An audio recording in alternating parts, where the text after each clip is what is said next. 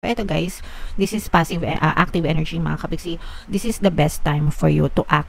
No, yan yung gustong sabihin sa inyo ng inyong mga gabay. Ito yung tamang aksyon at tamang panahon para kumilos kayo. Wag na kayo magpatumpik-tumpik mga kapiksi. Parang for some of you, nagkakaroon kayo ng burning desire, ng inspiration and motivation to take action. And kapag ganyan, mga kapiksi, ibig sabihin, minumove kayo ni universe.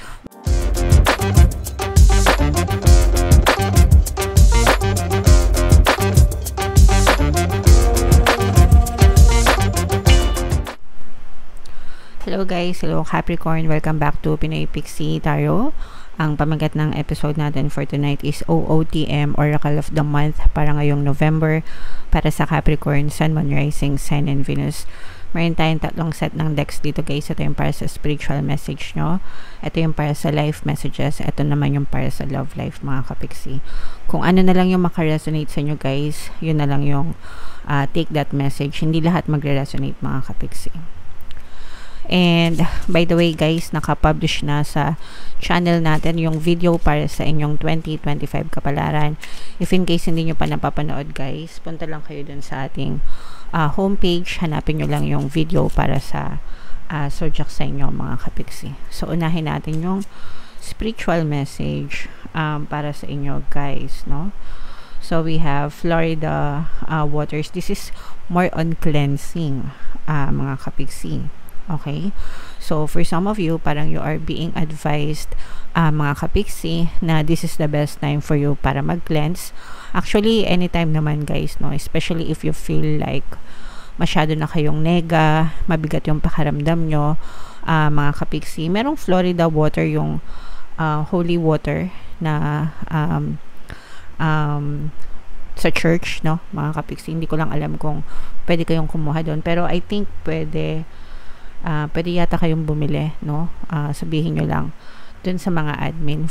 Alam ko Florida water yung ginagamit dun sa church mga kapiksi. So pwede kayong bumili doon, tapos parang spray nyo lang, or pwede rin kayong tawag dito, maligo sa mga tubig dagat mga kapiksi, kasi may mga natural cleansing properties yung mga bodies of water. So maki-cleanse kayo at the same time mare-recharge kayo mga kapiksi. Napakagandang pamamaraan yun for cleansing, para maalis yung mga negative energies na nakabit sa inyo, at the same time ma-recharge din kayo. Actually, hindi lang tayo yung dapat na naki-cleanse, even yung space natin. Pagdating sa space guys, ang pinakamagandang cleansing is pagpapausok, no? Dahon ng sambong mga kapiksi, lemongrass pwede rin. Papausok nyo mga kapiksi, sisindahin nyo, papausok nyo, tapos yun ira-run through nyo dun sa buong space nyo, sa bahay nyo, ganyan.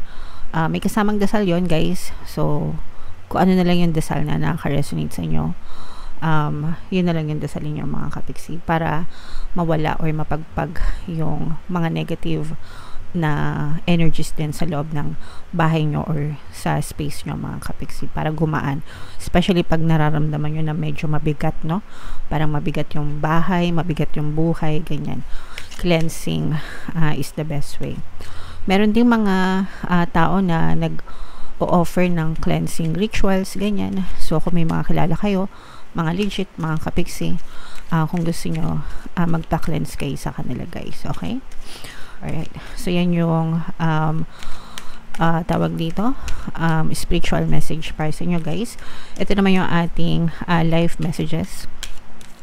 Habang sinashuffle ko to guys, panoorin nyo muna yung video natin regarding sa ating paano mag-manifest ng abundance video course. Kapiksi, sawa ka na ba sa mga struggles at hirap sa buhay mo?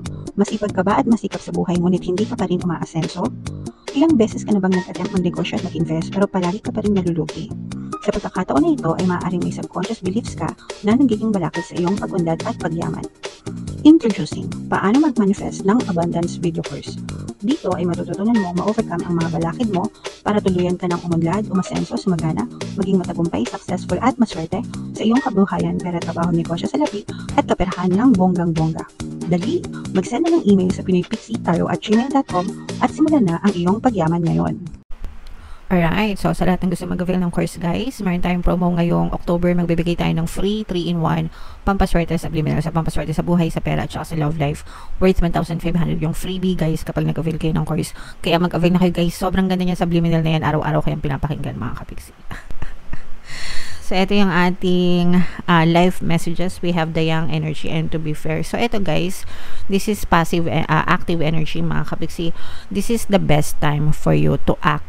No, yan yung gustong sabihin sa inyo ng inyong mga gabay. Ito yung tamang aksyon at tamang panahon para kumilos kayo. Wag na kayo magpatumpik-tumpik mga kapiksi. Parang for some of you, nagkakaroon kayo ng burning desire, ng inspiration and motivation to take action. And kapag ganyan, mga kapiksi, ibig sabihin, minumove kayo ni universe. When you're trying to manifest things, mga kapiksi, or kapag nagpe-pray kayo, sometimes, nagkakaroon kayo ng urge, no? Na kumilos, umaksyon. And that's the universe pushing you or moving you to take action, kasi sabi ko nga sa inyo guys, minumove kapag nagmamanifest kayo, kapag nagdadasal kayo guys, minumove ni universe yung mga tao, bagay, sitwasyon, circumstance sa paligid mo para ibigay sa'yo yung desire mo, and that includes you, no? Kasama ka doon, pinapamove ka din ni universe, pinapamove din ni universe yung mga tao, bagay, event, circumstance sa paligid mo, lahat yan, they are coming up together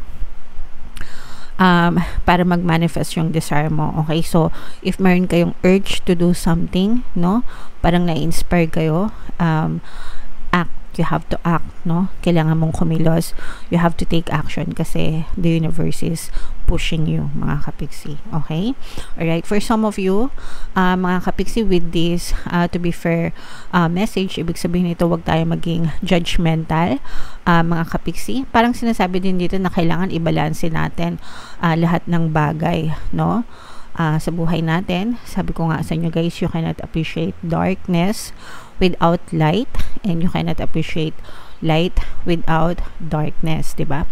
So, hindi natin na-appreciate yung magaganda sa buhay natin hanggang hindi natin nararanasan yung pangit, okay? And hindi rin natin makikita yung pangit hanggang hindi natin na-experience yung maganda. So, dapat balanse lang din mga kapiksi. Kaya pagka may mga pangit na nangyayari sa atin, huwag tayo masyado mag-emo. It's part of the process para ma-appreciate natin yung mga magagandang blessings sa buhay natin. And take action or take things moderately mga kapiksi. Balansein nyo lahat ng ginagawa nyo. Balanse yung isip at puso, balanse yung emosyon, balanse yung lahat-lahat mga kapiksi. Kailangan balanse palagi. Okay? So, wag nyong kakalimutan yan. And sabi ko nga guys, wag kayong maging judgmental. Wag nyong i-judge yung ibang tao kung wala naman kayong alam mga kapiksi, di ba? So, in the same manner na ayaw nyo ring ma-judge kayo ng ibang tao na wala din naman silang alam sa nangyayari sa buhay nyo. Okay? Alright. So, comment down below, Capricorn, if feeling nyo naka-resonate kayo dyan sa mga messages na yan. Ito naman yung ating love life messages guys. Habang sinashuffle ko ito, naka-flash sa screen nyo yung ating bagong course, paano mawala ang third party at magkaroon ng harmonious na relationship, para mawala yung mga kabit na mga jowa nyo guys. 20% discount yan until October 31, kaya mag-avail na kayo mga kapiksi. So, ito naman yung ating love messages para sa inyo. Beware of codependency. Addictive behaviors are affecting your romantic life. So, for some of you, although hindi naman lahat mga kapiksi, pero for some of you, kasi diba yung mga karelasyon natin, sometimes may mga bisyo yan, may mga masasamang ugali, or may mga masasamang kinagawian, no? Na sometimes, ang kailangan nila most of the time is tulong, no? Lalo na yung mga depende ko ano yung bisyo nila mga kapiksi. Bukod sa pangunawa, kailangan nila ng tulong guys, kasi sometimes they cannot do it alone, no? Depende sa pagmamahal mo kung hanggang gaano mo siya matitiis para matulungan na magbago.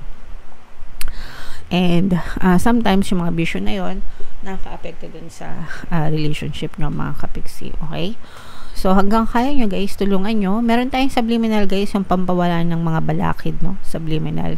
Nandun yung mga affirmations para maging mabait yung mga jowa nyo and matanggal yung mga bisyo nila, alak, sugal, babae, barkada, yan. Para mawala yon sa kanila and kayo yung maging priority nila, mga kapiksi. So, pwede nyo pakinggan yon if in case na naka-resonate kayo dito. Okay? And another love message, ito yung unconditional love. The love between you and your person is eternal. Nothing and no one can take it away from you. Kaya nga yung iba, kahit na may mga addiction or masasamang ugali or traits or personality yung person nila, unconditional yung kanilang pag-ibig or pagmamahal. Ibig sabihin, walang makakapaghiwalay sa inyo kahit na gaano pa karupok or gaano pa kalala yung iyong partner or specific person. So yung iba talagang nananatili, no, na kasama ng person nila sa hirap at kinhawa, mga kapiksi. So ito yung tinatawag na unconditional love. Sometimes tinatawag nila yung martyr, nililabel as martyr, no? But people don't understand na it's not pagiging martyr. It's just that you just love the person. To the point na hindi nyo sila kayang iwan nang hindi nyo sila natutulungan. And that's unconditional, no? Yun talaga yung masasabi nating unconditional, mga kapiksi. Yung tipong, wala ka namang mapapala sa kanya, di ba? Pero nagtitiis ka, that's because you love them unconditionally, okay? And yeah, so comment down below. Syempre ipagdasal natin, mga kapiksi, no, na tulungan din nila yung sarili nila and iparamdam nyo rin sa kanila if in case na naka-resonate kayo and ganyan yung mga partner nyo, ipaintindi nyo sa kanila na magtitiis kayo sa kanila hanggang kaya nilang magbago or hanggang sa pilitin nilang magbago, and bigyan nyo din sila ng limitation na hanggang ganito lang yung kaya kong i-tolerate. Kung hindi mo tutulungan yung sarili mo, hindi ko alam kung hanggang kailan ako magtitiis sa'yo, yung mga ganun, para magising-gising din sila. Okay? Alright. So, comment down below, Capricorn, if naka-resonate kayo dyan. And kung saan message kayo naka-resonate. Dito ba sa spiritual, dito ba sa life, or dito ba sa love life. Comment down below, mga kapiksi. Ito yung ating 2025 kapalaran, guys. Kung hindi nyo pa napapanood, panoorin nyo na. And ito naman yung ating success stories ng paano mag-manifest ng abundance video course. Click here to subscribe, guys. Ito yung ating mga pampaswerte subliminals. Thank you for liking, sharing, and subscribing. See you again next time. I love you all. Have a nice day. Bye-bye.